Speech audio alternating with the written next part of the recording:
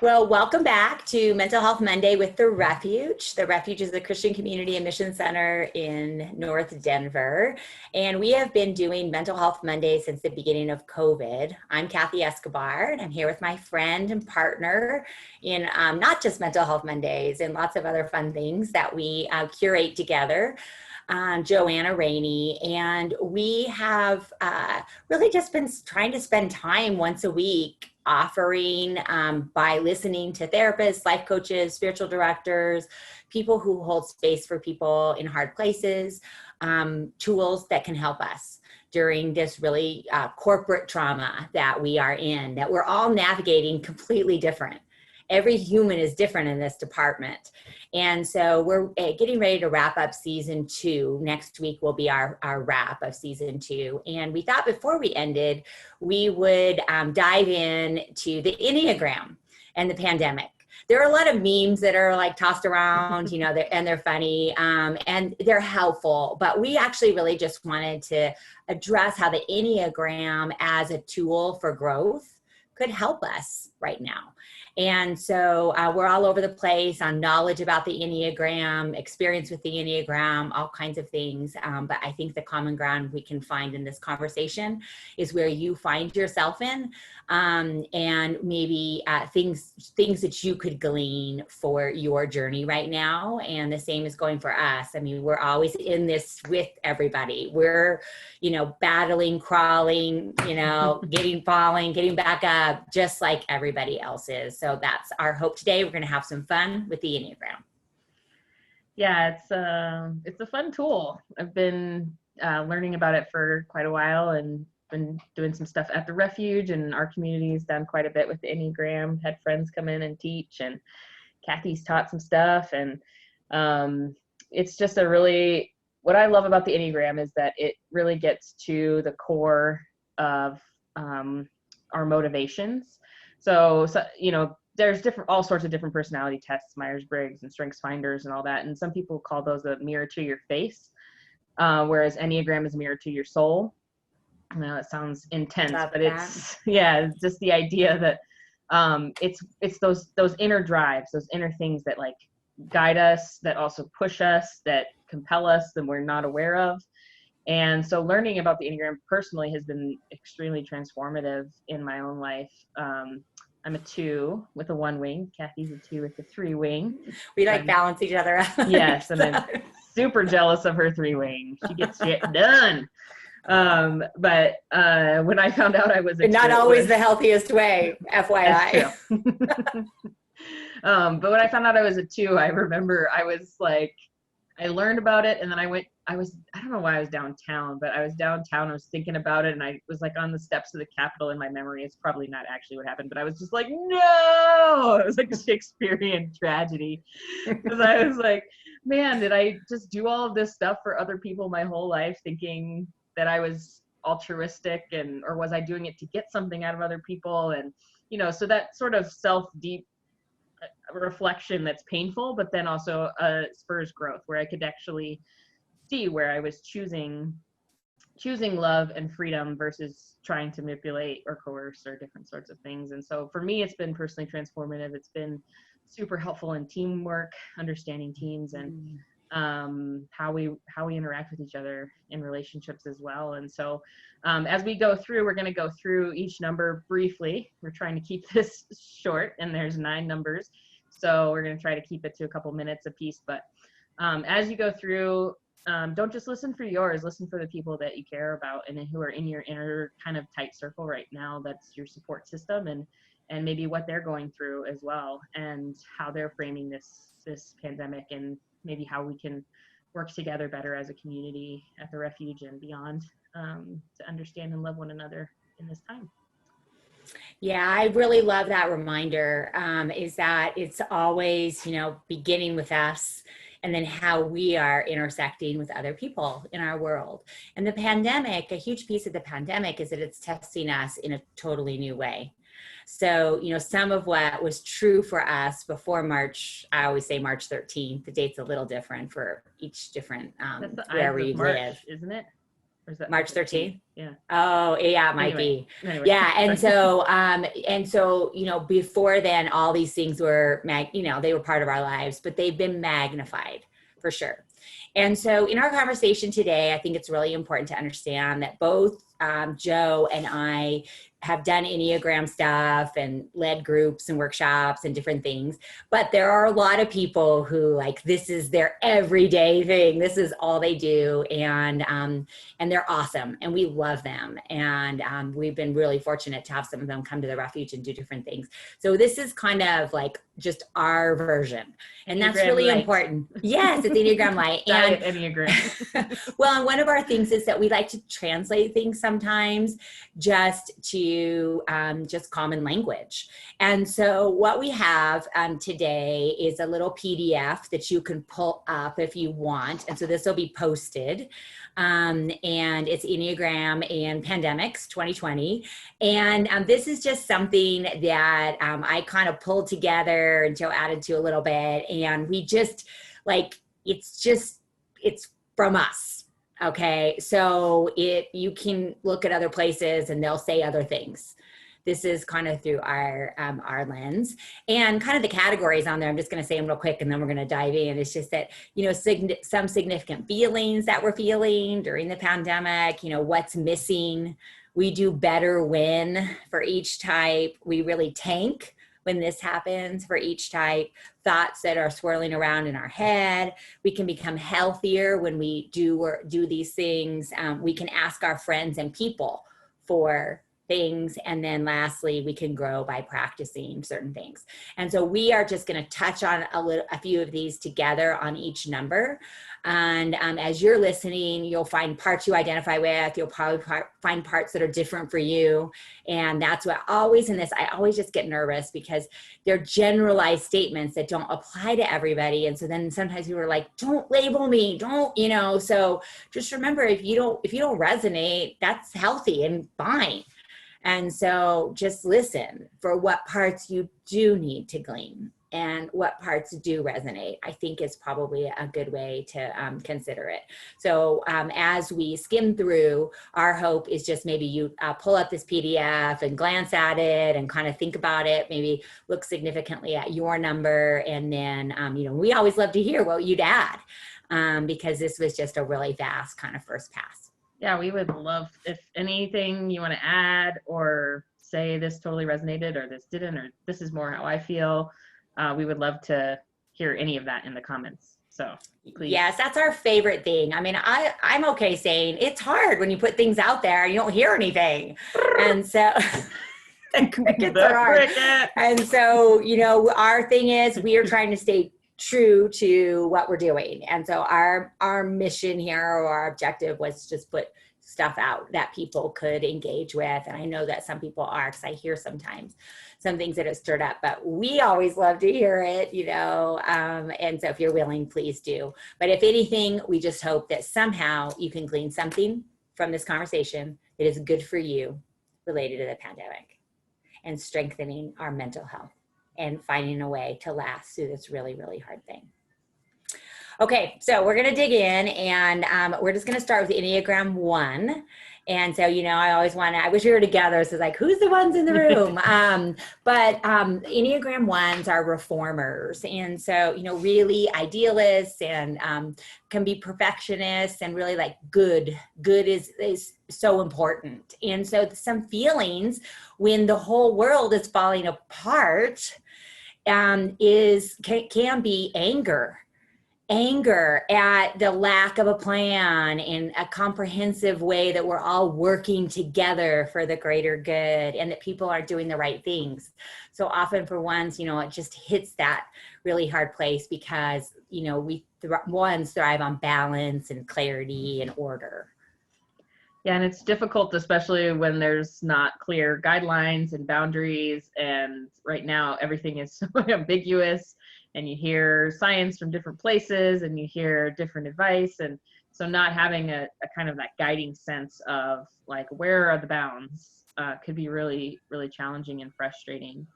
But I think ones also have the ability to call people towards something, towards that, and to to be inspiring in the sense of like, this is the right thing to do now in this moment, and this is what we need to do. I wanted to say something really quick because you're two with the one wing. And I really think the wings are important. There's lots of Enneagram teachers who don't, everyone's different on this, but it's okay. That's part of it. We're supposed to integrate it into our context and kind of the worlds we live in or what resonates. But I think your one wing is something that is really come out in this piece, just like my 3 has, it's like it just gets illuminated. And I would just say I love really listening and honoring ones because they see things that I don't see. Yeah. And it's really helpful, like listening and really honoring the wisdom that ones bring. Yeah. And I think the shadow side, they are the strengths of each number has a shadow as well. And one of my favorite quotes about the 1 is that ones are in a fundamental argument with reality because reality is not perfect. But the strength of that, the shadow is that could be extremely frustrating constantly. The strength of it is that you're calling people to, something better, something higher, a different way, and especially in line with justice and equity and things like that. So I think that Enneagram 1s can really grow by practicing flexibility and lightness right now, which is extremely hard when everything is so chaotic. But being able to tap into that sense of goodness that's beyond you and in you, and just rest in that flexibility and lightness can really help bring a little bit more peace and resilience to this time. Yeah, I love that. Well, Enneagram 2s, that's us. And there's all different ways that 2s express themselves and live and move in the world, but our core thing is helping. And, we're kind of the giver, the mentor, the loving person. And that right now, a big feeling that a lot of us are feeling is that disorientation and emptiness from lack of connection. And so that I know in talking to a lot of 2 friends that has been a really hard part of just the isolation of just feeling like we can't human in the same way that we're used to humaning. And I've had an interesting thing that's helped sustain me over the summer because we run Water Heals, which is water sports empowerment for the soul, doing a lot of things behind the boat with some COVID protocols. And it's been wonderful. And it's helped me because I don't feel this as much. Like I don't feel that lack of something because I get a little more humans than some people do in a similar way, but it's coming to an end. And I can kind of feel inside that I'm going to miss that part because it's kind of helped me buoy a little bit, missing being connected in community in the same way. No pun intended. Sorry. You got it. I got it. So that challenge of like just feeling that coming, that it's, maybe not having that. And so are you thinking of ways that you can cultivate that more? Coming up? Yeah, I mean, I have a lot of connection and I do okay on Zoom, I do okay on Zoom, but I miss what happens in person. And so we have the Refuge Cafe. So people come, 2 days a week. I'm usually there 1. We'll probably expand those hours pretty soon here and the fall. And I think that will help because it's that little bit like when I'm there, I feel that thing again that helps me. Yeah. And so I hate the masks, I hate the disconnection. I hate not being able to do that, but something is kind of better than nothing. Definitely. It makes a big difference. Yeah. And that, finding one of the things you say on here is, we can become healthier when we find little ways to help that don't overwhelm. And I think that's also finding just little things rather than we have to fix everything in ourselves or others. We just find little ways to connect, little ways to help, rather than feeling like it's got to be all of the things. I think that can be really helpful as well. For sure. And then it says, we can grow by practicing just being okay with just ourselves. which is really hard for twos. But It I think is. it's That's a that really, four thing, you yeah. know? Yeah, it's hard to do, but so good. Yeah, so the fourth thing Kathy's talking about is that there's integrations and disintegrations. And so one of the theories of Enneagram is that when you're healthy, you integrate to some of the qualities of one number and disintegrate to the qualities of another number. And so the integration is towards the four, which is, you know, you're okay having needs and taking care of yourself. And that for the two is a lot of freedom in recognizing that we'll be okay even if we're by ourselves for time. And even if we don't have as much connection, and finding that source somewhere inside, beyond those external relationships. So Yeah. All right, number three. So threes are the achievers and just performers, producers, you know, the effective person. I am so grateful for the threes in my life of really moving something forward. It's amazing. And so I have some three in me for sure. That's my wing and I can feel it. But right now, you know, some of the feelings that I think a lot of threes could be feeling is just that desire to work hard to minimize COVID's impact. So like, I'm going to work despite it. I'm going to figure this out despite it. I'm going to move through it and figure out a way to make it work. And that sometimes there is some exhaustion from that never ending adaptation and that really missing, I mean, we don't have this right now, is some of that clear plans, goals, and tasks in the same way. And they keep changing. So, you know, it's hard when they're moving around all the time. It's so much easier when it's like, this is how it's going to be for this season. And sometimes with the ever-changing environment, it's this way for a week and then it's totally different the next week. And that can be so hard on a soul to hold. that sounds really frustrating. I don't have that in me at all, but it sounds really frustrating. It is. I'll tell you. Yeah. It is. Yeah, no, I can feel that, like, just you describing that stress of like, yeah, the ever-changing mark, you know, and like wanting to do well and then having that mark change all the time would be so frustrating. So one of the things that you mentioned on this list too is just for threes, learning to rest is something practical they can do, and just to stop probably and to rest, and that's okay. And I think that can be an act of rebellion in some ways. Resting can be an action in a weird way because you're choosing to care for yourself in that way. Yeah, I think I like you said, thoughts swirling around in my head. I will not let COVID win. I love that. Oh my gosh. Yeah, that's my daughter. It's amazing. And she's like, no, you will not win. You will not ruin this season for me. You know, it's fascinating. That's so awesome. Yeah. Well, the other thing I want to say really quick, and this isn't only for threes, but I think it shows up some for threes that really want to figure it out. And that's a little bit, I've got that in me, and a lot of us just want to like get a plan and figure it out. And that's what makes this so elusive, because it's not figure outable. So it's exhausting. And matters of the soul, and this is Phyllis Mathis, our friend, who was at the very first of Mental Health Mondays in season 1. You know, she always talks about the soul, and this is really an important principle, is that there's certain things you can't figure out with your head. Yeah. And it's a deeper thing, and it's different when you're in a trauma. The trauma part is super hard of all this, but it's still a dangerous thing. And I do it. I'm trying not to, but I just want to figure it out. And that is exhausting because you can't. It's beyond us. Yeah, that ambiguity. And so yeah, the we can grow by practicing rest for the 3. That is take a nap. Take a nap.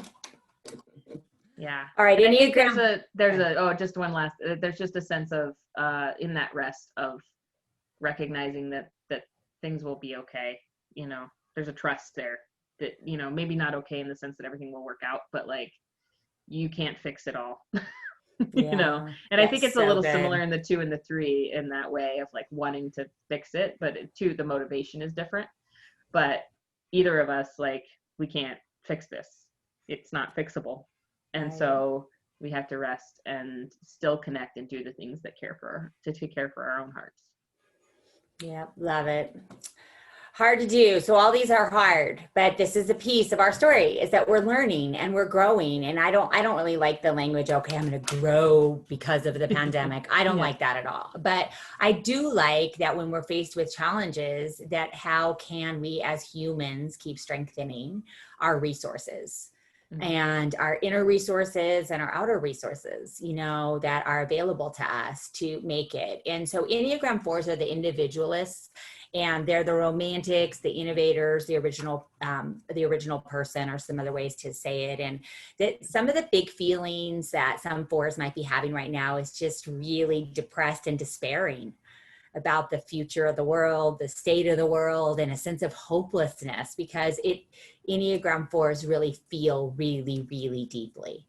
And so it goes to a really hard and tender part of a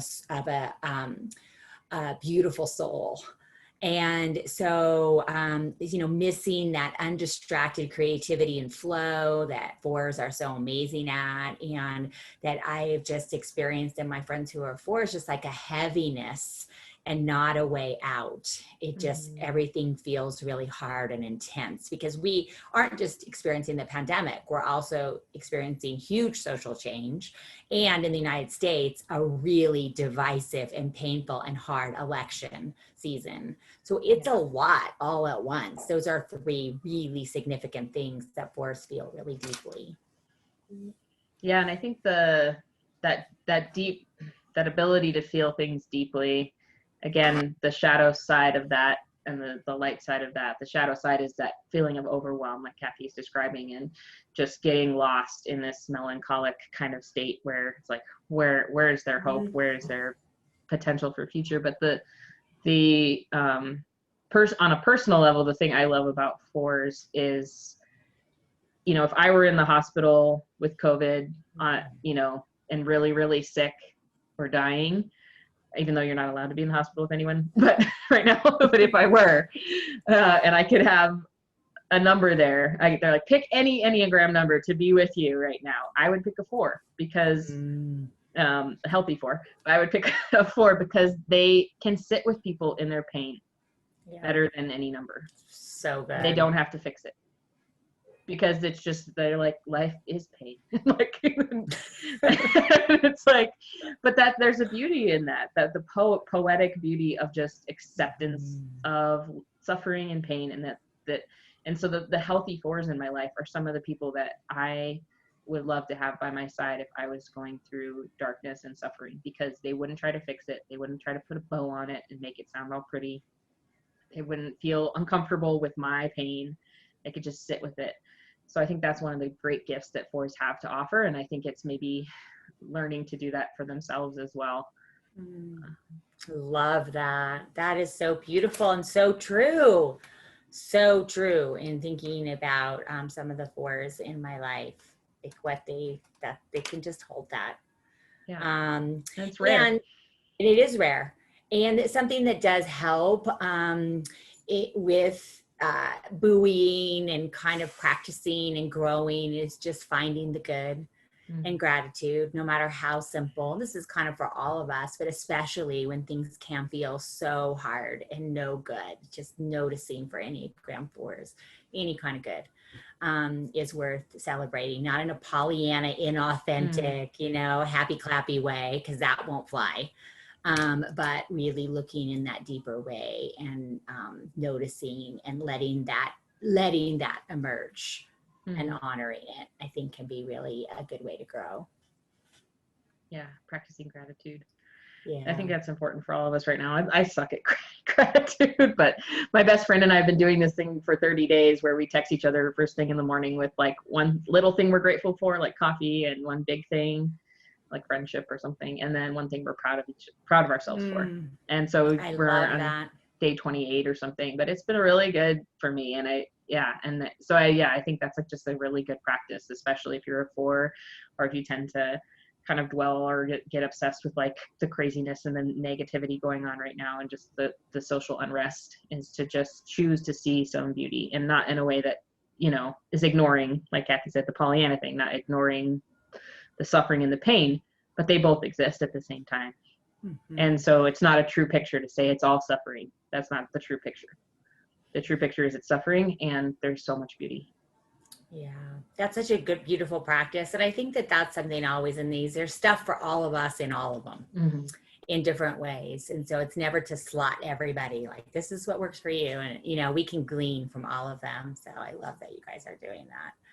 So the Enneagram 5, we're coming over the hump here. And the Enneagram 5 is the investigator, thinker, observer, the wise person. And the beauty of Enneagram 5s, I think, is just really, they just know a lot of really important things and are willing to be slow and methodical and wise, and not be fast. I'm a super fast person, and I need 5s to kind of, you know, slow things down. But some feelings that 5s might be experiencing right now is just maybe a little bit of relief, you know, in a world of social distancing, that it's like kind of okay to be, not have to be connected super, you know. I've heard from several different 5s, like, it's kind of like my home, I'm kind of used to it. And that is helpful, like relying on a skill and a way of being that everyone else is kind of struggling with.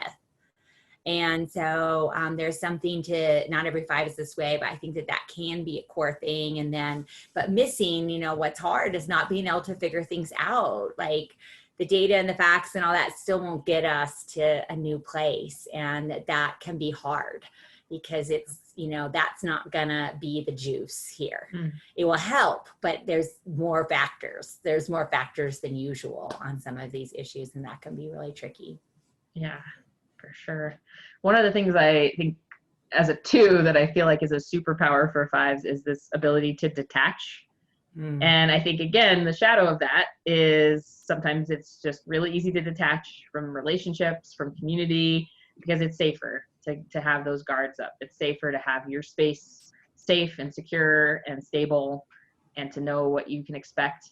But in a positive way, that detachment can really enable you to be present to a lot of craziness in a weird way. And so, and handle things that other people maybe wouldn't be able to handle. And so, yeah, I just thought of like 3 examples. So, but yeah, so I think that detachment, but for me, it's just really hard for me to detach from anything or anyone.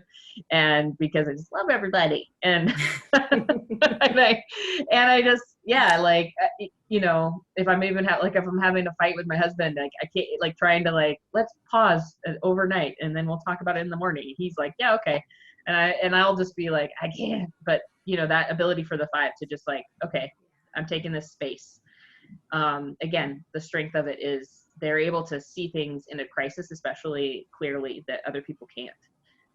The downside is that it can separate them from their community and from the people that they love and actually really do want to be around in a way that feels safe. So. No, I think that reminder is really important, of celebrating some of the things, and that can help with mental health and support. It's like, no, this is a strength in me. This is a resource in me. And so, and sometimes under other conditions, it can feel really like, you know, oh, I've got to work so hard to do this other thing, instead of going, yeah, this is really fits, and honoring that. And I think it's for all the types we can celebrate that piece. But I really love what you said about the 5 related to that. Yeah, and so Kathy says here, we can grow by practicing humaning. So yeah, just choosing to relate, even though maybe it's easier to distance and to be on your own and to guard that space, but that we need people. And so finding your people, even if it's a person or 2, and being in relationship and finding that connection because we all need that. Was that what you meant by humaning? Yeah, for sure. Okay. Yeah, that community, you know, and it looks different right now, but just being really careful of just not, you know, just leaning back on any of these, like our old way of just kind of navigating, like our growth is for 5, some kind of humaning and connection and community, even when it's uncomfortable and maybe not super satisfying in the same way, especially with some of the barriers with COVID.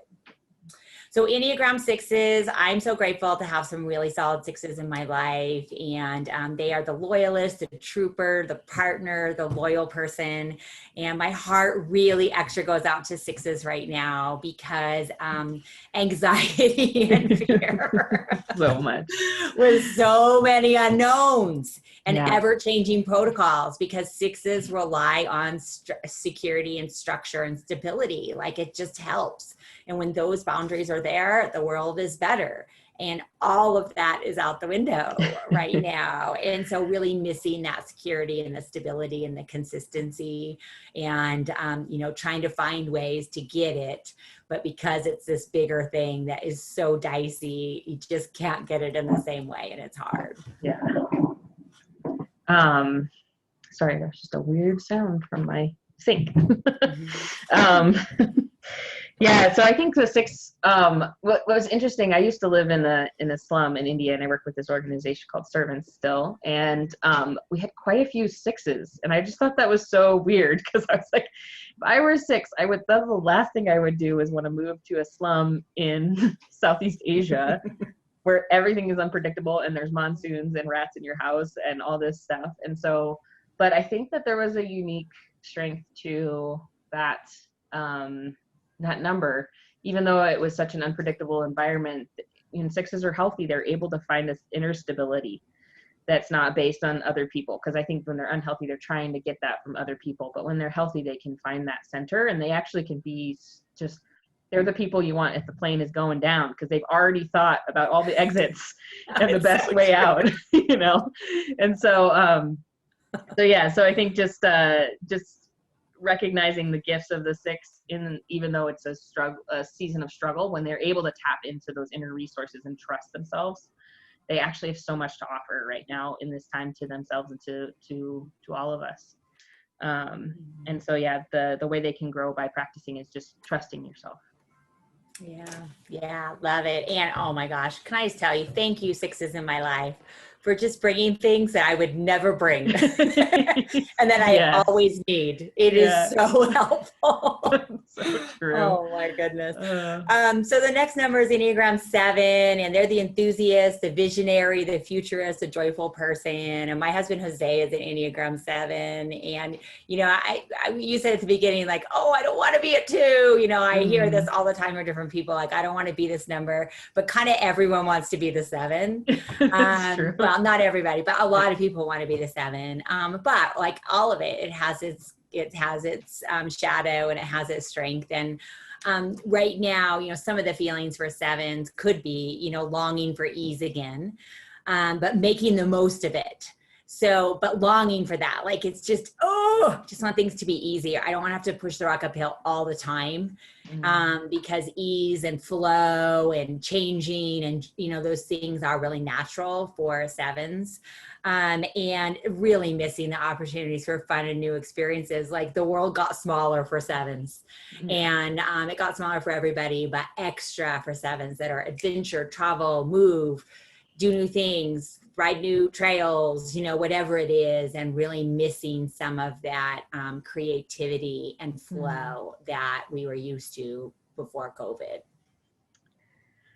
Yeah. So you said what can become healthier, or we can become healthier when we are a little quieter and a little slower, which is so hard. It is. I know. But I'm curious that, like, on the other end of all of this, however long it lasts, if our 7s in our life will have a different grounding, because they were forced to sit with the pain a little bit more than, and I think it'll be an interesting retrospective thing. But so they can grow by practicing slowing down, I think, and I think presence as well, because I think 7s are kind of future oriented, and it's like way more exciting to think about what's going to happen. And so I think by slowing down and just being present to what is, even if it's painful, I think can really bring some health. Yeah, to really feel the pain and, not run from it. And so I think that is, it's hard for all of us, not to some degree, some types a little less than others, but I think extra for the 7. And so Enneagram 8s, are the challengers, the leaders, advocate, powerful person. And, I think that I'm super grateful again for eights in my life. I think on the whole, they won't be listening to podcasts like this or following charts because there is this sense of like challenging all of it. But I also know how hard it is for a lot of eights right now. And that there is a confidence in being able to kind of ride it out. Like we're going to be okay. I got this. Like, it'll be fine. I'm used to adversity and know how to do it. But also like a frustration with seeing so much ignorance or so many people not doing what they need to do. And like, what would like a way to make it better. And just seeing all the brokenness in the system that is so hard to see, and not being wanting to fix it, but actually not being able to fix it. And so I think for sure, what's missing, I think for a lot of eights, what I put in here is like nothing really, because there's a little bit of like, I'll just figure it out and I'll just make it happen. And so, and that has its strengths and its weaknesses, because there is a energy and a moving forward and I've got this. Sometimes the 3 and the 8, I think, have some of the same things, different, but some of that same energy. And so it's not like, oh, I'm longing for this, it's like, I'm just going to do it and I'm going to make it through and I'm going to figure it out. Yeah, for sure. And I think it's interesting because it's a similar thing as the one of that longing for justice. But I think the motivation and the underlying, motivation for that is very different, whereas the 8s, like, especially have that heart for the underdog. And so the injustice to people who are marginalized is just crazy making because it's not right. And they want to stand up for them. Whereas the 1, I think it's like all of the things. Yeah. That's so important distinction. Yeah. So yeah, and I think you said that 8s can grow by practicing letting go. And I think that's really hard and true for them. Yeah. And not being in control. And it's so hard. This is out of our control. Yes. And so, honoring that, this is not something that we can just make it. A lot of times I think 8s, they get stuff done. It's amazing. And there is a piece of just moving forward despite the adversity and protecting and defending. And, on this one, you just can't. We can't. No. Sorry. I know. So last one is the Enneagram 9, and the Enneagram 9 is the peacemaker, the mediator, the diplomat, and the peaceful person. Harmony is such an important part for Enneagram 9s, and they glean from all the parts. We're all these parts. That's really important, I think, to remember. We're not just one. And that's our healthiest bet, is all of them. But 9s have trouble a lot of times just kind of knowing what they're thinking and feeling. And that right now, with so much going on, there is just that overwhelm and discomfort and just the ongoing dissonance. It's like no harmony anywhere. And so that is really hard for 9s because they want balance and equanimity and, those things that really help bring peace in their soul. And the deep divisions in the world right now are not helping either. It's like an added thing, I think, that makes it really hard for Enneagram 9s. Yeah, I think so too. Yeah, and I think that the tendency is probably just to like check out, numb out, I think any of the numbers that can be a thing. But I think for the 9 especially, it's like, this is too much. It's too hard. Let's just like check out. I'm not going to think about this. I don't want to talk about it. And so, yeah. And then that kind of immobility of action, of, what you need to do to kind of be in a healthier space, or what maybe your family needs to get done. And so I think, the way they can grow by practicing is just making decisions, which sounds super simple, but is so hard. It is so hard. I am married to a 9. It is so hard. Even just like, where are we going to eat? You know, it's like the hardest thing in the world, the more stressed he is.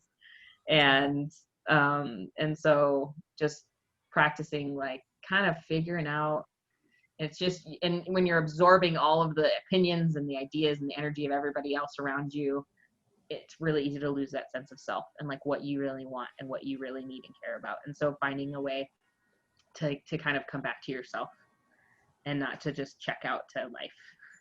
Yes. Oh, I love it. And as I listen to all of them, and there's so much more, So we just barely scratched the surface. And so I really do encourage you to look at the handout again, notice what resonates, what's more you, let us know. But if you go through all the categories, they all have their different ways of kind of fleshing it out. But if there was one to focus on related to Mental Health Monday, it's that last one that we've kind of talked through on each one. We can grow by practicing some of these things.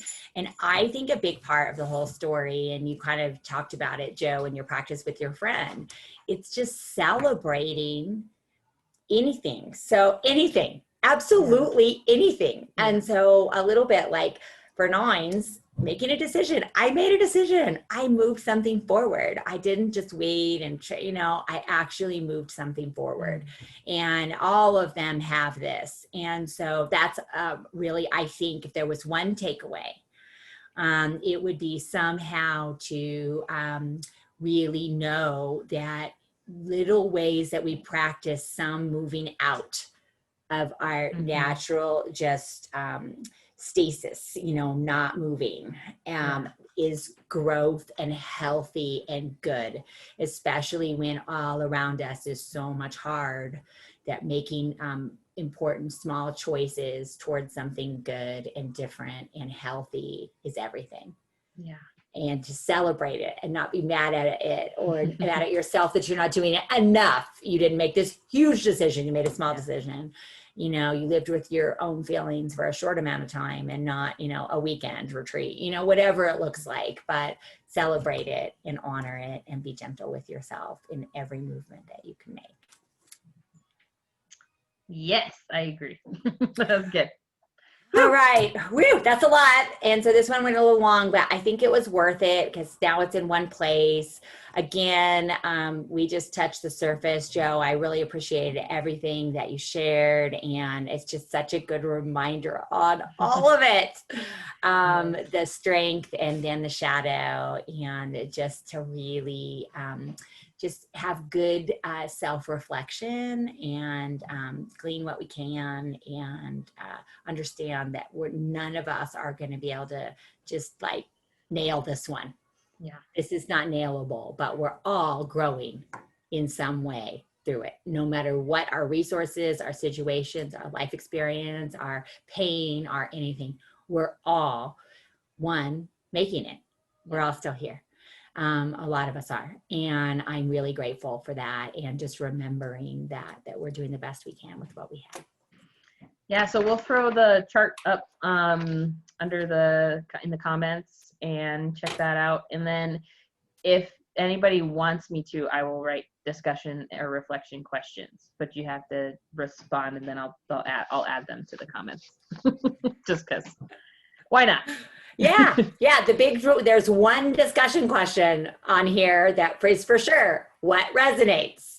What do you have that gleans? What is? I love that because we're not just like we spend some time on this, so we really want to know. So ask Joe if you have a specific discussion question that you'd like. Yeah, and I will be happy to write those out if that's helpful for people. So, all right, thanks, friend. This was fun. We could talk about Enneagram forever. I know. So fun hanging out. I learned a few things. It was really good. Too. And so thank you. Thank you for your wisdom and for sharing. And we look forward to hearing from all of you. We'd love to get feedback. And then next week, we'll be back just to look back at season 2 and also season 1. We'll kind of do a reflection of the whole thing. And then we'll be regrouping for fall 2020 with, we don't know. We don't know. Thanks for being so awesome at making charts, by the way. I love making charts. You're good at it. Enneagram 3 wing. Yeah. All right. Bye, friend. Bye.